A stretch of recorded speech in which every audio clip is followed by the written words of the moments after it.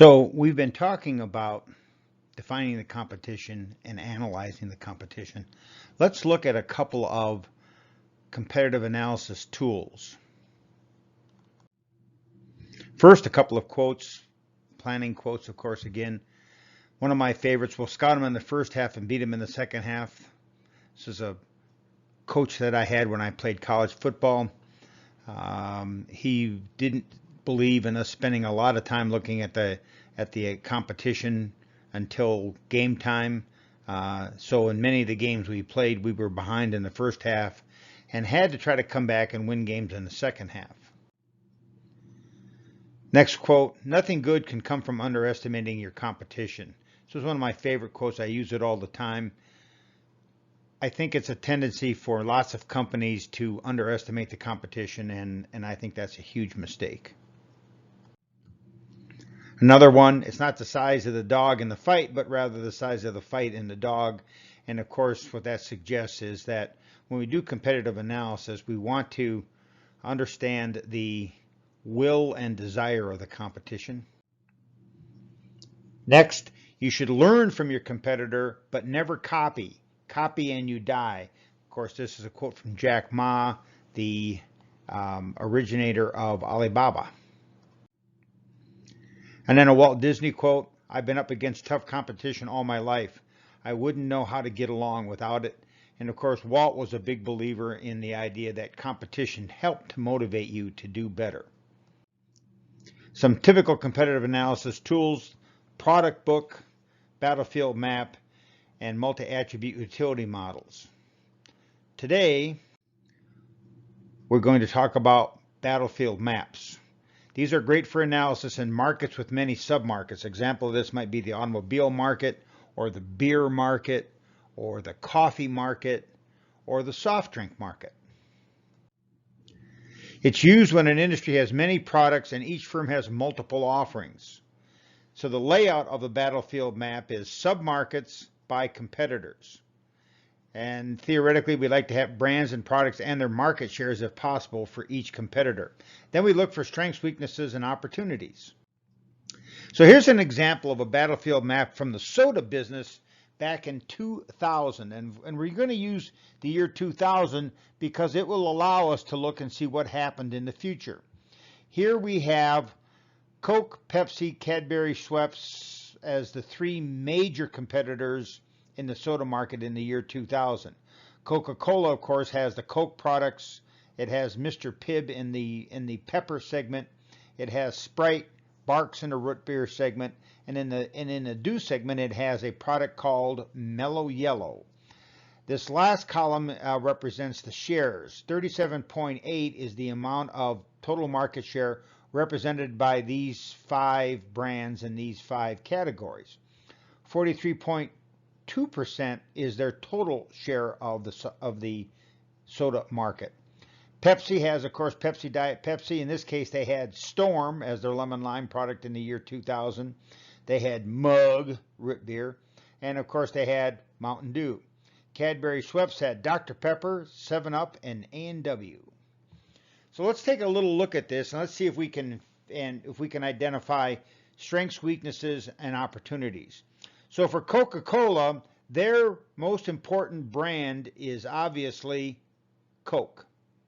They're the market leaders in Coke in the cola segment and Diet Coke in the Diet Cola segment. They also, by the way, are the leaders of the root beer segment with Barks. But that's mostly due to their ability to have soda drinks with Barks on the soda fountain drinks. In the lemon lime market, they have Sprite, and they're now the leader with Sprite. Of course, the one segment where they tend to be lacking is in the Dew segment, right? And in the Dew segment, they have Mellow Yellow versus Pepsi's Mountain Dew. And of course, in the pepper segment, they have Mr. Pibb, which is a very weak second to the originator of this whole sub-market, Dr. Pepper. So what's Pepsi's strength? Well, you have to look at this and be a little bit careful when you make this analysis, because Pepsi's number one brand is Pepsi. But they're second in that sub-market, and they're second in the diet cola submarket because of Coke and Diet Coke. But if you go across and look at the Dew segment, Pepsi is the market leader in the Dew segment. And Mountain Dew has a 7.2% share in 2000 of the whole soda segment. So you could make the argument that the most important brand for Pepsi might be Mountain Dew. So let's take a look at Cadbury Schweppes. Well, Cadbury Schweppes is the leader in the pepper segment with, of course, Dr. Pepper. And then they also have 7-Up, which is a very strong brand in the lemon lime segment, and A&W Root Beer, which is a very well-known brand and probably the most well-known brand in the root beer segment. So they only have 3 entrants in this business, but all 3 have high brand awareness and high brand equity. So if you were Coca-Cola, what would you do? Well, Coca-Cola looks at the pepper segment and thinks, geez, we ought to try to make more inroads against Dr. Pepper. They tried a number of different things to make that happen, and they could never move the needle.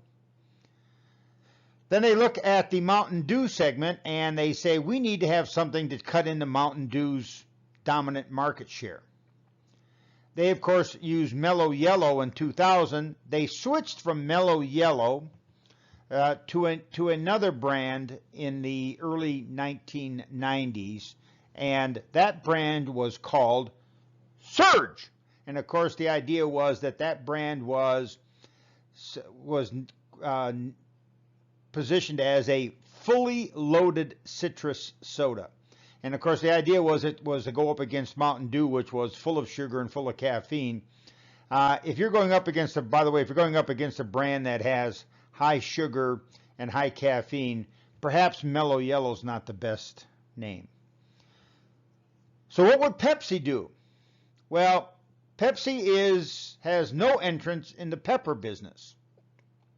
They tried a couple of Pepsi tried a couple of pepper products. One was called Dr. Slice, but they never had any luck. And they finally came to the conclusion if Coca-Cola couldn't make a big entrance into this market, they probably wouldn't be able to either.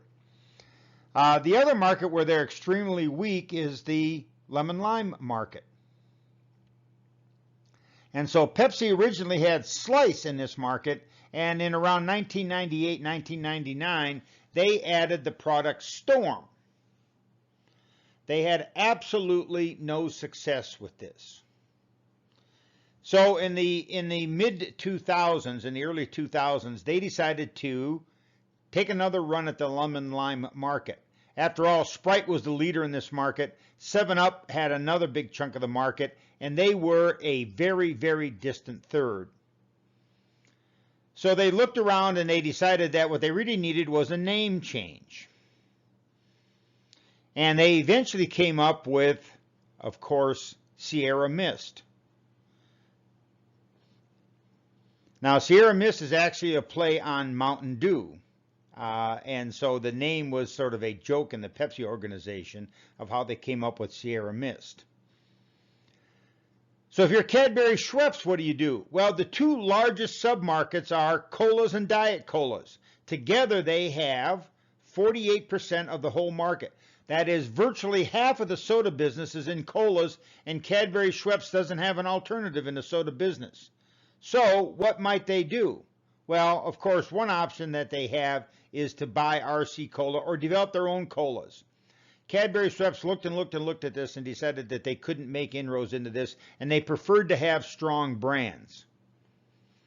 So what Cadbury Schweppes' strategy has been since the year 2000 is to try to strengthen these 3 brands, Dr. Pepper, 7-Up, and A&W Root Beer. And they have had success at all of those and are still a serious competitor in this business. In summary, the battlefield map is a great tool if you are in a situation where you have submarkets and companies have offerings in most of those submarkets. This competitor analysis might be the single most important aspect of any market opportunity analysis and marketing plan, and the battlefield map is a very powerful tool.